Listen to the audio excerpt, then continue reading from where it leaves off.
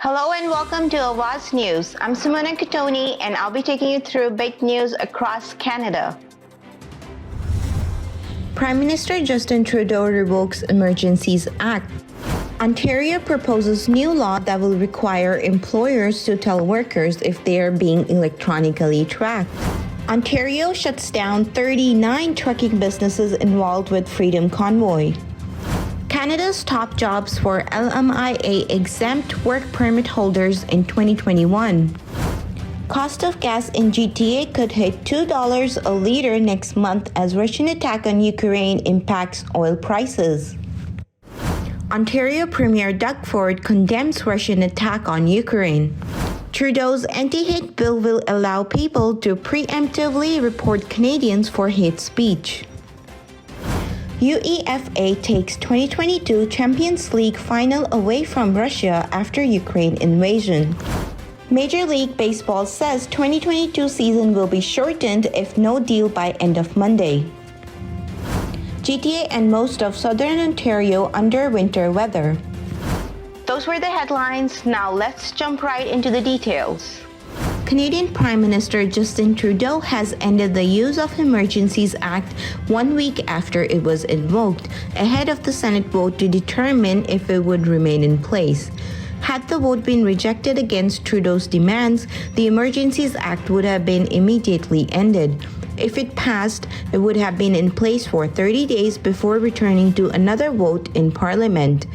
We are confident that existing laws and bylaws are now sufficient to keep people safe, Justin Trudeau said.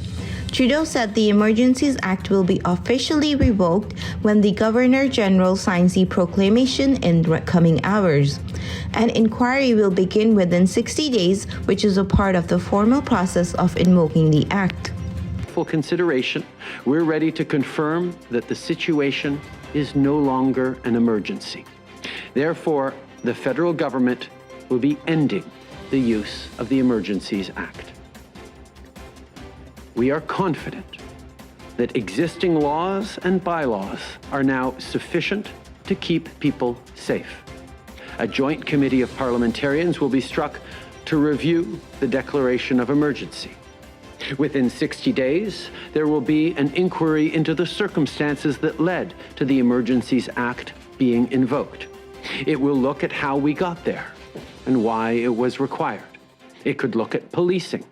The inquiry could also examine the funding, influence, and disinformation that supported the illegal blockades and occupations, both foreign and domestic. Going forward, it'll be important that we gain a fuller understanding of what gave rise to this kind of disregard for laws and threat to our democracy. We need to make sure our institutions are prepared and ready in the future. While the immediate emergency situation is over, this issue won't just go away. The Ontario government is introducing a new law that will force companies to tell their employees if and how they are being monitored electronically. The proposed law would require companies in Ontario with 25 or more employees to have a written contract in place that spells out how many computers, cell phones, GPS systems, and other electronic devices are being tracked.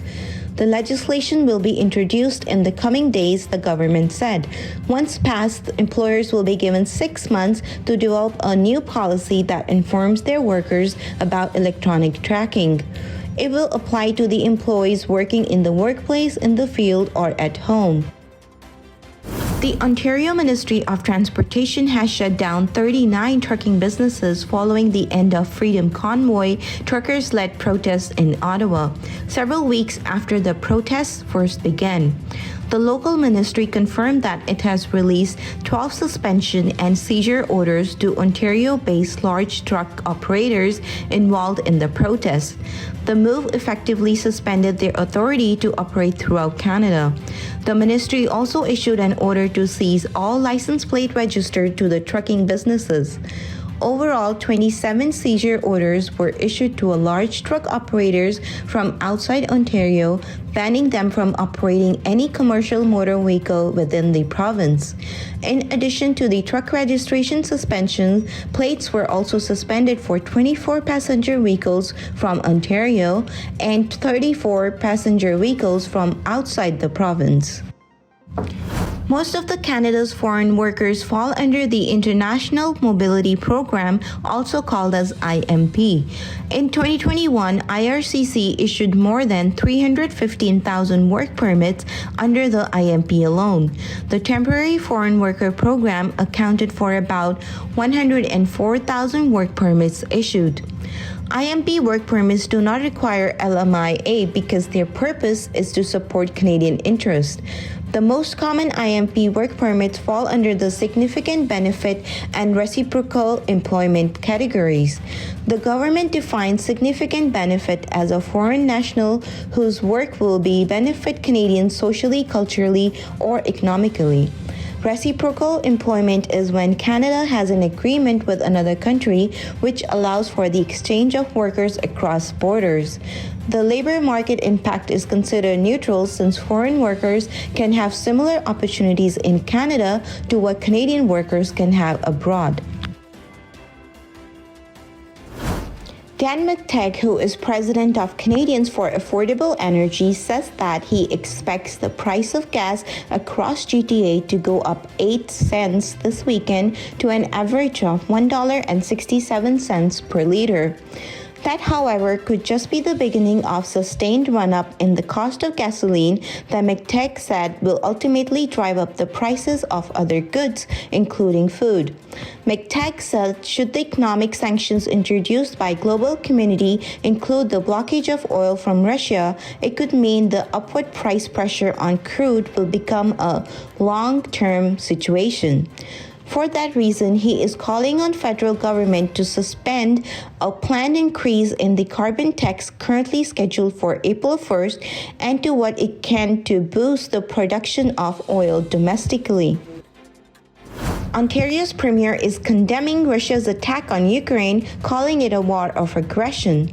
Doug Ford made the comment in the provincial legislature today. He described Russian President Vladimir Putin as a despot and called recent Russian aggression a violent attack on sovereign nation. Ford is the latest Canadian politician to condemn the attack after Prime Minister Justin Trudeau called on Putin to withdraw military forces and announce sanctions on Russia. Diversity Minister Amit Hussain reintroduced the legislation after the events that transpired in Ottawa, in which a very small number of individuals at the Freedom Convoy protest carried hateful symbols, including the swastika.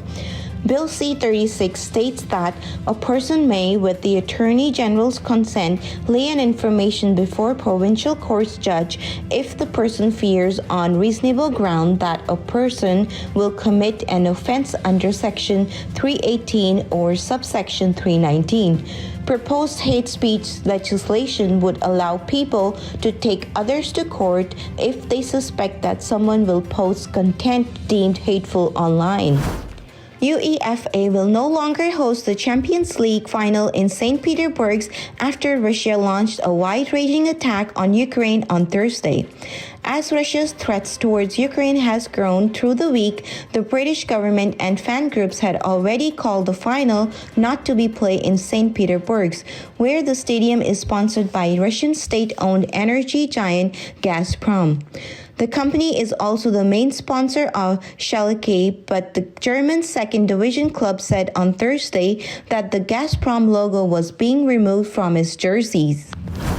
Major League Baseball said only 5 days remain to salvage March 31st openers and a full season, telling locked-out players that games would be canceled if a labor contract is not agreed by the end of Monday. After the third straight day of negotiations with little movement, MLB went public with what it had told the union on February 12th. A deadline is a deadline. Missed games are missed games. Salary will not be paid for those games, an MLB spokesman said after Wednesday's bargaining ended. A union told MLB if games are missed and salaries are lost, clubs should not expect players to agree to management's proposal to expand the postseason and to allow advertisements on uniform and helmets. Bargaining is scheduled to continue Thursday, and both sides said that they are prepared to meet through Monday. Drivers in the Greater Toronto Area are being advised to use extra caution on the roads over the next day, with winter weather expected to move in on the region Thursday night. A winter weather travel advisory is currently in effect from Environment Canada for the Greater Toronto Area and most of the southern Ontario. Thank you for tuning in. I'm Simona Cotoni. I'll see you tomorrow, same time, same channel. Adios.